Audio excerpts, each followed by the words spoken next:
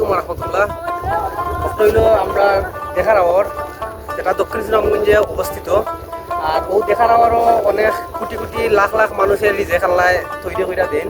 ওখানেও অনেকেই মানে অনেকের ক্ষেত কৃষ্টি আছে যারা কইরা আমরা জীবিকা নির্বাহ করি।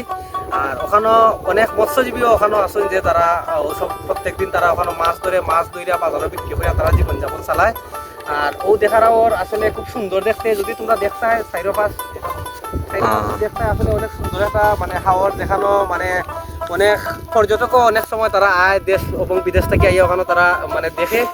আর এই দেখার আওয়ার লইয়া আমরা অনেকের অনেক স্বপ্ন। আর আমরা যে পার্শ্ববর্তী এলাকা মানে আছে যারা কি দেখার আওয়ারের, এরা সবে ওখানেও ক্ষেত করে আবার অনেক সময় আছে তারা মাছ ধরে আর আরো অনেক কিছু কইরা মানে জীবিকা নির্বাহ করি আমরাও দেখার আওয়ারের মাঝে।